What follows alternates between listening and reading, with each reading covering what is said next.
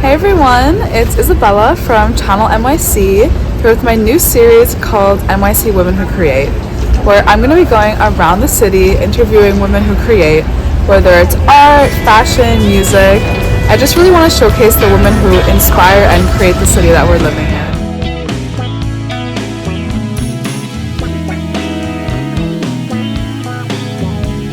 Who am I here with today? I'm a 2D animator and multimedia artist based in NYC, specifically in Brooklyn. I'm originally from Long Island, a smaller town not too far from here actually. So I went to school here, I went to School of Visual Arts, and I recently graduated last May and decided to stay here to focus on my career and further my artistic journey. What's your forte specifically? Definitely animation, specifically 2D. It's what I studied in school, and it's really what most of my work consists of. Nice. So what inspired you to want to do animation? So I grew up with a love of animation. I love film, like Ghibli films and anime. I was a huge anime fan growing up, and yeah, I was trying to, when I tried to apply to schools, I was originally thinking film, but when I toured SVA, I saw their animation program and I realized it's the perfect merging between drawing, which I love to do, and film, which I was super interested in, and I just decided to go with it, and it's honestly been like the best decision I've made.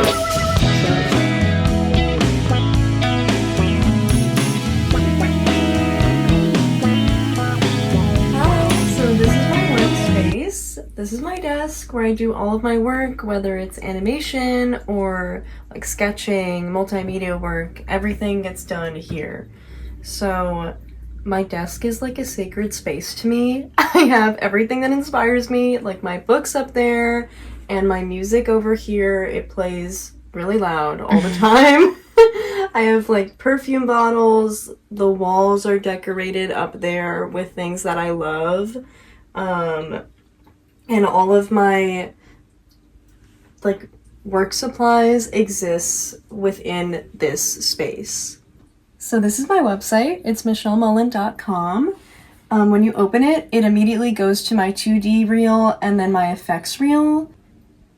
Yeah, effects are basically any elements, any explosions, things that move that aren't characters necessarily, so breaking things, just like gore as well. Honestly, there's a lot that falls under effects, but when I found my love for effects, it was at SVA.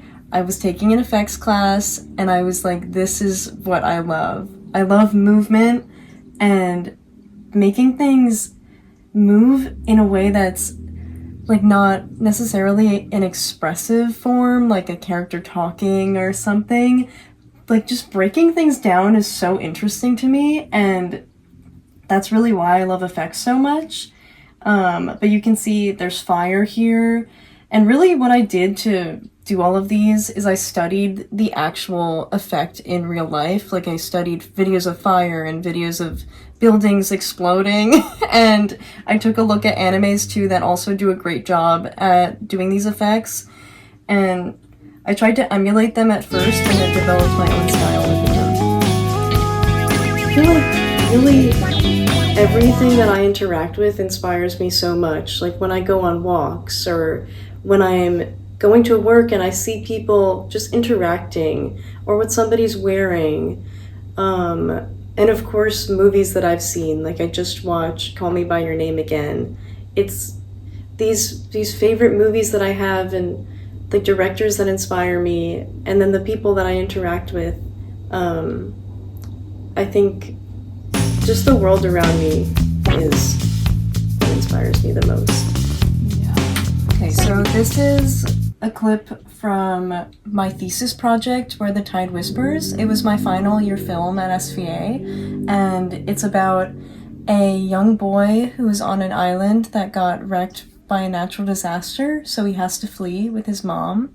And while he's on the boat fleeing, he sleepwalks off of the boat and wakes up in this beautiful coral reef where all of these fish start showering him with love and like attention, and he wakes up on the boat, back on the boat again, and it's just a story about like how home travels with you anywhere, and how like even if you've lost someone or something that you call home, it'll always stay with you inside. So how would you say that you really sort of get into that creative process? Honestly, I feel like when I start my day slowly and like get myself out of bed, make my bed, do my routine, but take it slow, and then like allow myself to put on some music. I love listening to music in the morning, and like relax a bit, because I can't get into a creative headspace if I'm feeling really, really stressed or like wound up about something. So as long as I'm relaxed, it's easy for me to get into it. And how do you think you really try to get over those sort of creative blocks when they do arise, or maybe when you're not feeling as inspired? It's hard. It's really hard for any artist, especially as a woman in scenes that are very male-centered. Like animation is pretty heavily male-dominated.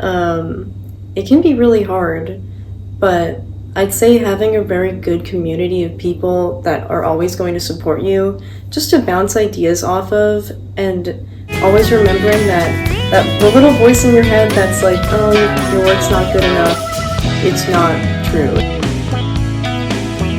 The process in creating this it basically took a year. It was like the last half of 2024 and the first half of 2025. I had to write and do the storyboard, make concept art for it, and then animate everything. All of the assets are done by me. It was a very long process, but it was very worth it. It was the longest project I've ever done and the most fulfilling. So how would you say that your work sort of relates to New York City, or more specifically the women of New York City? So a lot of my work deals with the feeling of home and like what it means to have a home and what home is. Like I'm working on a project right now that actually has to deal with my feelings of New York and how I've been feeling while living in New York. Just of the feeling of loneliness and being so small in this city, really being like almost invisible at a point. But specifically for women, I think a lot of my work deals with like shared familial trauma and generational trauma, and which can relate to any woman, not necessarily just in New York. What is one message that you would give to the female creatives of New York City? So I would say to never lose faith in yourself and really try to remember why you started doing it in the first place. Because in a city this large, and especially in male-dominated spaces, it can be really easy to forget that and lose sight of why you were doing it, because there's so much oversaturation, and at a point it really does make you feel invisible. But you have to tap into why you did it in the first place and what you love so much about your medium, and never ever forget that.